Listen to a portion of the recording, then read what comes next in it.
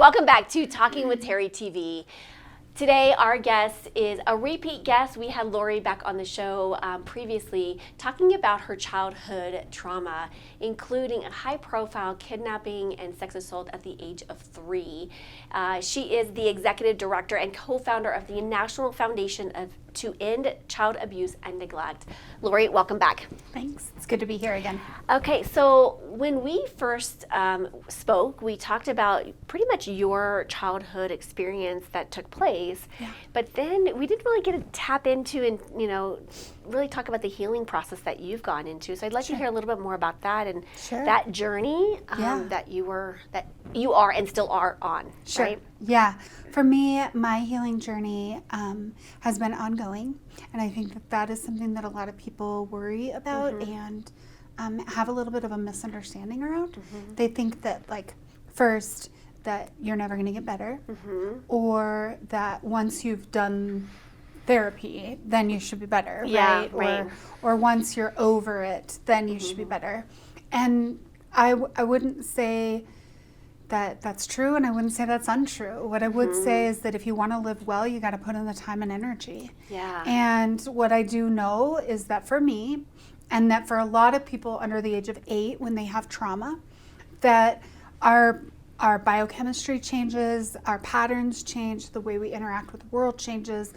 And so we have to rewire some things and really put in that muscle memory and that muscle work to create the muscle memory that allows for us to be the way we want to show up in the world.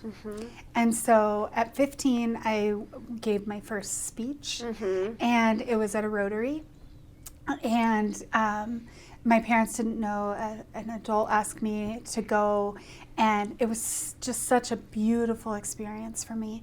And I realized how impactful I could be. And so I found myself doing that a lot. And then I went away to college, and I did not do very well because the college that I went to was so big, and I was just like a guppy in the ocean. And I need belonging, I need to matter, I need attachment, I need security. And I didn't get that in that environment, which was fine. But I went through a really, really dark place, and I came home and I just got lost for a few years. And at 21, I had a suicide attempt. And when I woke up from that, I knew I needed help. And so I opened the phone book, which for those of you watching, a phone book is a book that has a listing of all of these businesses. It's since been replaced by the World Wide Web. And so I opened the phone book and I called the list, and I just kept calling until somebody answered. And honestly, I don't even remember the name of the man that answered, but I told him what I was going through, and he told me to come in. And his office was down off of Yale, and I went in, and I remember the things that I said and how I felt like I couldn't live because I was living for others and for their pain. And that was really the beginning of my own clinical journey. And so I did a lot of different types of therapy.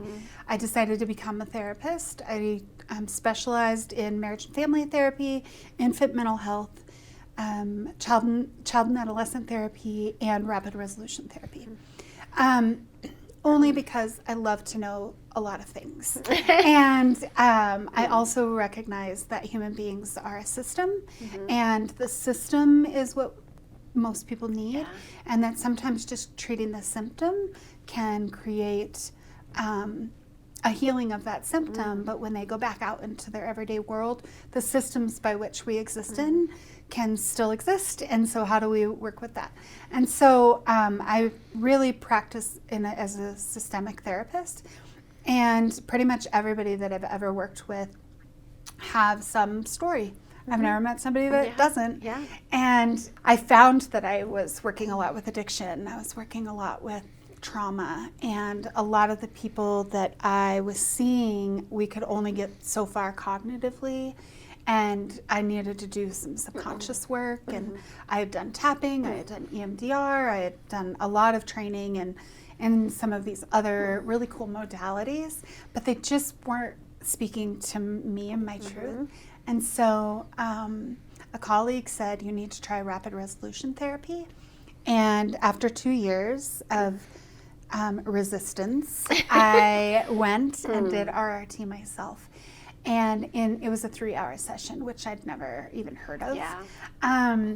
And this was a lot of years ago, but nonetheless, this woman changed my existence. And what happened was we rewired my brain in a really weird way that essentially took the emotion out of my story of my kidnapping for me. It left the story, it left all the details, it left all the data, but it didn't have the emotional turmoil. And that really was the beginning of my willingness to do something better for the world, bigger for the world. And so I'm had therapy this morning. I do couples therapy, I do families therapy, and I do individual therapy. I do a lot of self-help things. Just in the last few years, I've had a lot of body issues, and my body's hanging on to a lot. And so I've had like weight struggles, and that's been an interesting journey because it's been translated for me around protection and needing to protect myself. And so working through that and how that correlates with my mental well-being and my physical well-being, how do I marry those two? That's, it's all part of the process. And I think as, like whether you're an entrepreneur, whether, I just think that like personal development, I was just talking like off script about, like how, I'm constantly doing, personal development because I think it makes us richer. We are learning, we're growing, we're expanding, and where we were, months ago is not where we're going to be, and vice versa. And we're here to grow, evolve, and expand. Yeah. Well, and it's like I have this existence, and what am I going to do with it? And I remember a few years ago there was a woman who passed away on an airline, and that story really stuck with me. And after that, I was afraid of flying, and I was afraid of flying by the window, or sitting in the window seat, and like real fear. And the way that I worked through that was I would sit down and I would say, okay, if this is your time, which the likelihood of that happening is really low. But if this is your time, are you proud of everything you've done? And some days I could be like, hell yeah. And then other days I'm like, there's more to do. And off script, we were saying, I made the comment about, for me, what helps me is that it's not about how fast I'm moving, it's that I'm moving. And sometimes my moving is me rolling. I laugh because I can relate. It's like, just crawl. I got it. I'll be there in a minute. And I think as a CEO and as an executive and as a leader, that's the audience I want to speak to. It is exhausting. It is hard. It takes everything you have. Not everyone can do it. There's only a few of us that can, and they're all counting on you, and it's okay to be fragile. That's the piece. I have this perfectionistic pressure that is like, oh, girl, turn it down. Let's come right back to that because that's so juicy. We're going to take a quick break, and we're going to hear from our sponsor, and then we will hear more about this need just to kind of wind down and take a step back. I'm Jeffrey Bowling, owner and jewelry designer at Jeffrey B. Jewelers, Denver's #1 jewelry design studio. And the reason why we're #1 is because of our 3D custom jewelry design. We can show you what your piece is going to look like way before the end product. And this is going to give you the comfort of knowing you get exactly what you want. He took me over to the computer and we started drawing up exactly what I wanted. And I told my husband, I'm like, Jeffrey B is the person we're going to use. And the other reason is that all of our gold and our diamonds are ethically sourced. So when you're ready to make that proposal, when you're ready for that legacy piece, go to jeffreyb.com and make an appointment. Because when it's love, it's Jeffrey B. And we're back with Lori Poland, and we were just talking about this need, this pressure that we put on ourselves for the roles or responsibilities, but there's times that we just kind of shoulder everything. Seriously. And it takes a toll on us. It does, yeah. Well, and for me, like, my now company is NTCAN.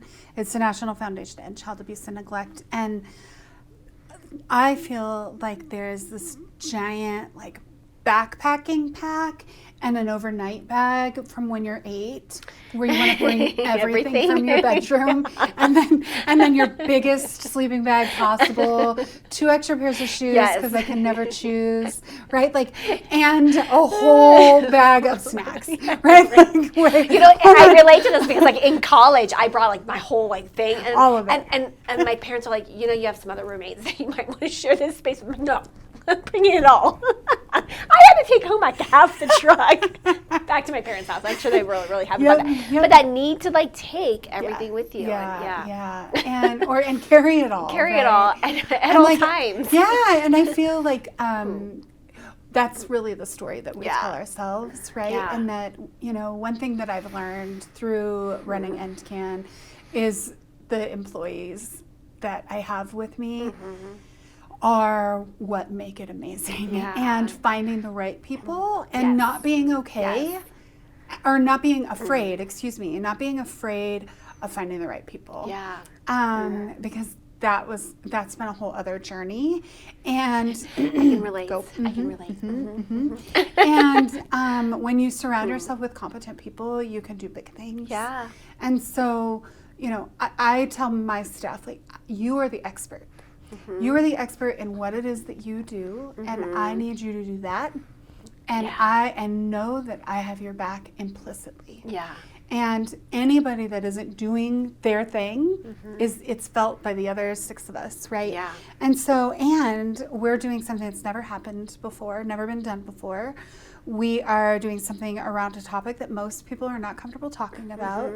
We are doing something that, in this day and age, like every other email, every other phone call, every other message you get is an ask from somebody for something.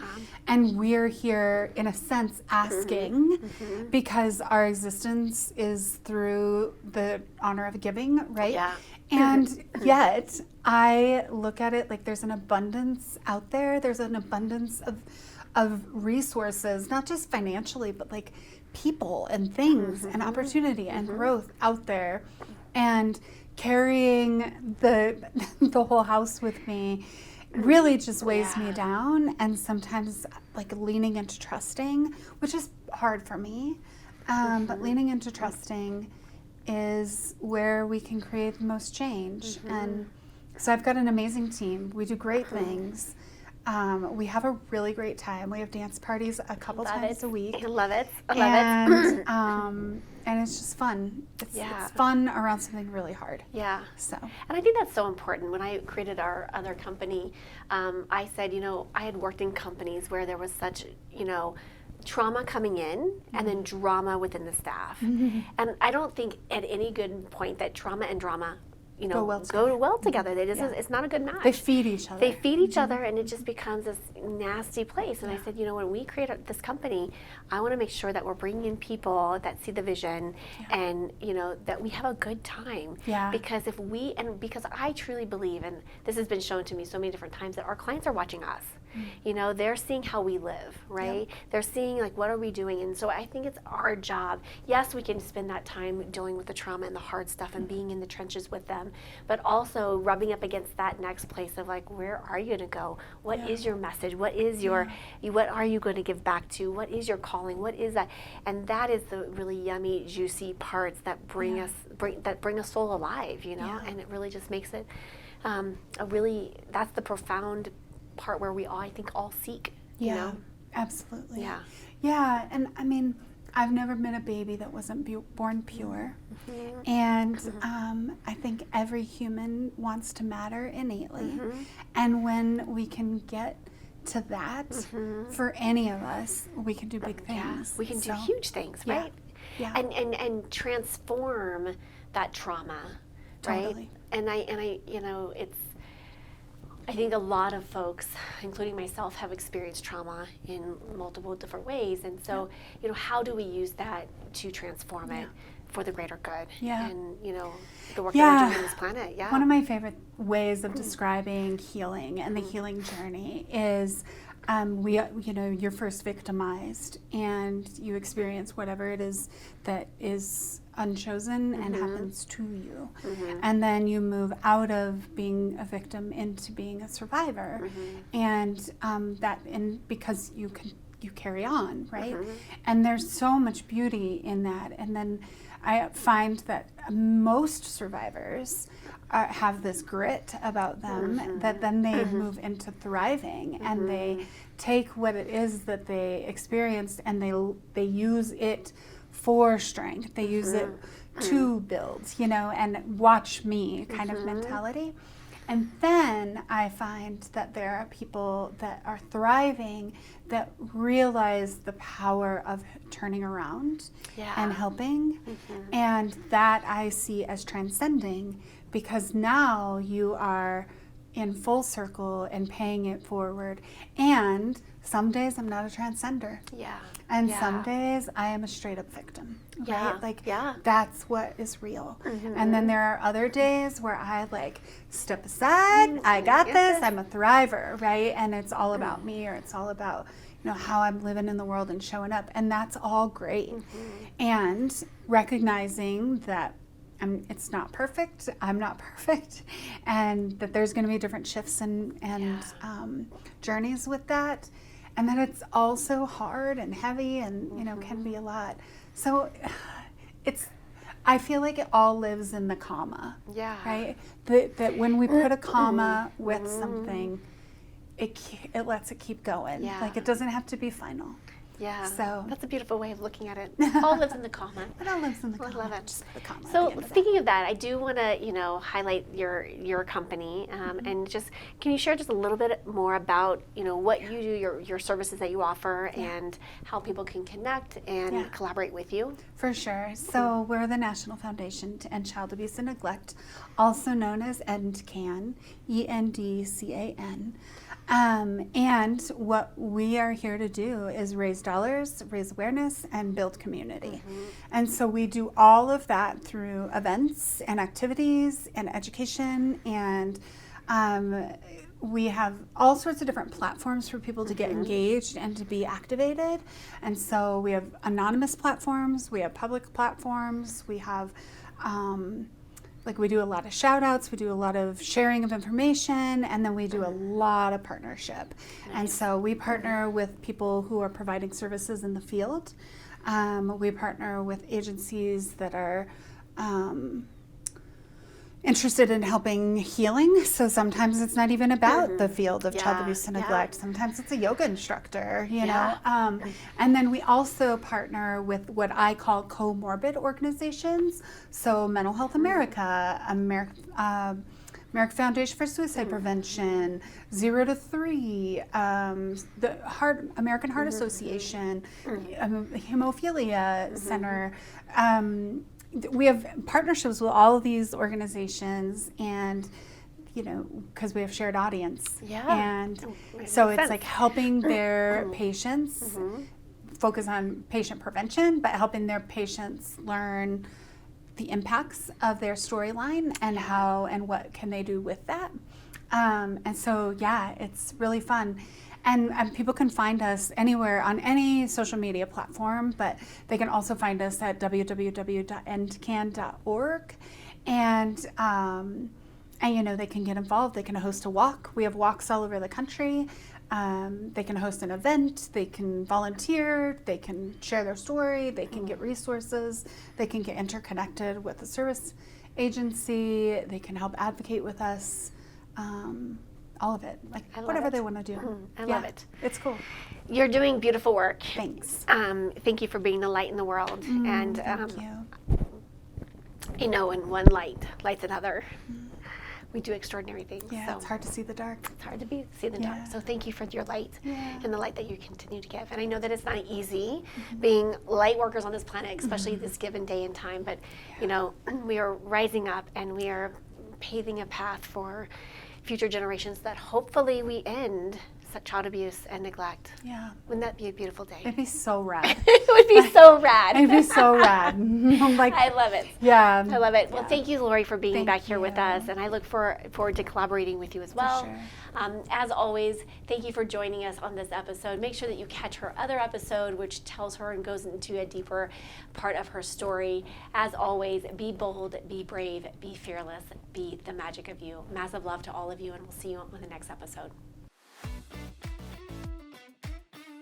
Thank you for joining me today. Don't forget to like and subscribe. Make sure you hit that notification bell to find out about my upcoming shows. Thank you for tuning in today, and I'll see you next time.